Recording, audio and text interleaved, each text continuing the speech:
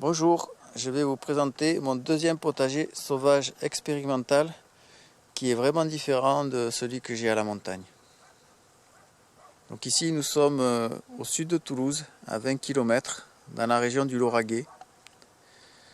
Donc c'est une région très agricole. Je vais vous faire voir un peu ce qu'il y a autour. Donc nous sommes entourés de champs. Ici on pratique beaucoup l'agriculture céréalière intensive.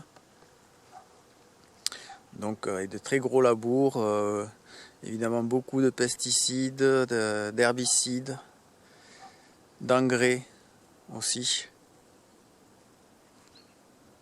Voilà.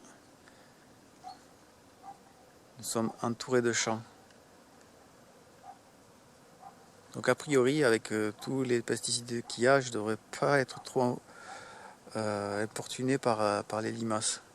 Bon, on verra bien. S'il le faut, ça risque de devenir un oasis à limaces ici.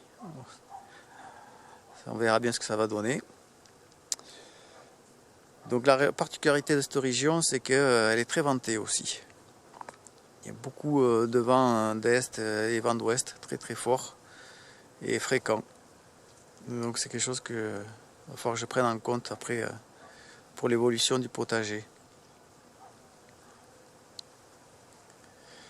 Je vais vous faire voir un peu la couverture que j'ai mis. C'est des déchets de taille de haie, de taille d'arbre aussi, que j'ai effectué. Et donc il y a un peu de tout. Il y a vraiment du résineux, il y a du feuillu, il y a du persistant aussi. Et la particularité, c'est que j'ai vraiment tout laissé en vrac. C'est-à-dire que j'ai pas du tout retraité les branches, j'ai pas du tout fait de broyat. J'avais mis aussi des feuilles que j'avais ramassées dans des jardins. Voilà. Et j'ai laissé tout en branche aussi pour pouvoir retenir toutes les feuilles qui sont, sinon je pense seraient parties avec le vent. Ce serait éparpillé un peu partout aux alentours. Donc pour en conserver au maximum sur le terrain, j'ai laissé les branches et les feuilles dessus. Vous voyez par exemple là, j'ai les branches de catalpa qui font 2 mètres, 2 mètres 50. Et je pense que ça m'a été bien utile pour retenir la végétation sur place. Donc j'ai commencé à déposer cette litière en septembre. Et au fur et à mesure des tontes et des tailles, voilà, j'ai agrandi la surface. Donc j'ai fait ça jusqu'à décembre. Donc ici c'est la partie la plus ancienne. Là où j'ai commencé à déposer en premier. J'ai déposé aussi des écorces. J'ai ramassé. Vous voyez là, il y a du feuillu, il y a du résineux, du persistant. Hop. Voilà pour la terre. On voit pas de vers de terre là. La dernière fois j'en avais vu un ou deux. Voilà, peut-être il fait un peu frais pour qu'ils soient en surface. Donc ce qu'on peut remarquer, c'est que la terre est vraiment très friable en surface. Alors que normalement on est dans une région où la terre est vraiment très lourde, très épaisse, très argileuse, qui se gorge d'eau l'hiver et qui se craquelle l'été, et qui est très très collante. Et là on peut voir vraiment que voilà, elle est très légère, très friable. Après, je peux pas quand même aller trop en profondeur, mais en surface elle est vraiment agréable.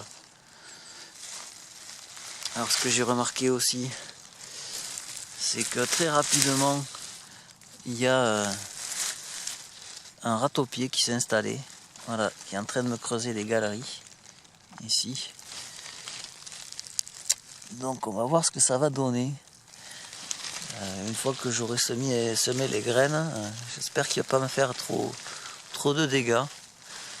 Je sais qu'il y a un chat sur la propriété et peut-être que lui va intervenir à ce niveau. On verra. Donc on peut voir aussi qu'il y a pas mal de mycorhizes hein, qui se développent sur les débris végétaux. Voilà. Pas du tout d'herbe. En fait, il s'agit d'un ancien potager qui a été cultivé pendant de nombreuses années, mais plutôt méthode traditionnelle. Hein. Et l'an dernier, il a été à l'abandon, donc je l'ai repris cette année et, pour faire quelques expérimentations. Voilà. Alors à cet endroit, il y a de l'ail qui a repoussé depuis. C'est de l'ail qui est vraiment sorti du paillage.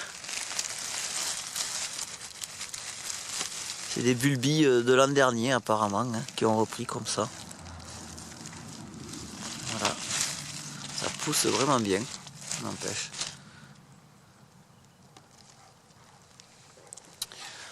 Donc je vais commencer les semis bientôt, les semis de février ici. Et ce que je vais faire, je vais retirer toute la couverture végétale, la disposer sur les côtés. Et je vais ensuite semer à la volée. J'ai récupéré 130 variétés de légumes. Donc je vais mélanger toutes ces graines, les semer à la volée. Je vais recouvrir de tonnes de gazon et après de feuilles mortes aussi. Et voilà, j'espère que ça va bien partir. Alors juste au-dessus, il y a un amandier qui est en fleurs. Nous sommes le 5 février. Il est vraiment bien en fleurs. Il y a beaucoup d'abeilles qui sont en train de butiner à l'intérieur.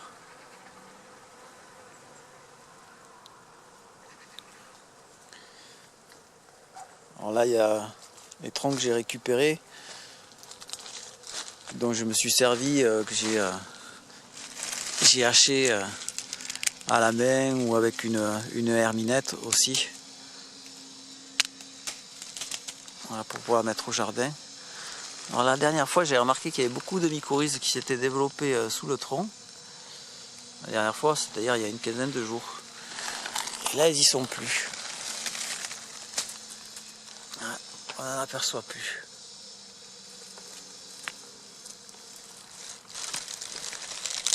Ce que j'avais remarqué, c'est que dès que j'avais posé une partie de la couverture végétale, très rapidement, il y avait énormément d'insectes qui s'étaient installés dedans. Notamment beaucoup de fourmis. Alors je ne sais pas ce qu'il en est des limaces, hein, j'en ai pas vu pour l'instant, mais je suppose qu'il y en a hein, quand même. On verra ça quand je vais semer. Ah oui, après, une autre chose d'assez remarquable ici, c'est que dans les champs aux alentours, j'ai jamais trouvé de vers de terre. J'avais creusé à plusieurs endroits. Par contre, on peut voir que sur le terrain, sur la pelouse, il y a énormément de rejets de vers de terre. Donc, je pense que c'est vraiment des gros lombrics. Je pense qu'ils sont vraiment importants. Alors que quand j'avais creusé dans le potager même, au début j'avais voulu faire une butte. Donc j'avais creusé sur 3 mètres de long, à peu près 40 cm de profondeur. Et j'avais trouvé absolument aucun ver de terre, pas du tout de vie, d'insectes quoi. Et que là en surface, on peut voir déjà qu'il y a vraiment beaucoup de moucherons qui papillent à l'intérieur.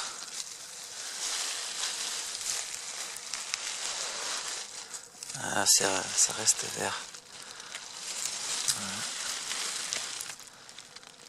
Du résineux, hein. Vous voyez, ça n'empêche pas les herbes de pousser. Voilà, on peut voir des mycorhizes, des tout petits insectes que vous verrez sûrement pas à l'image.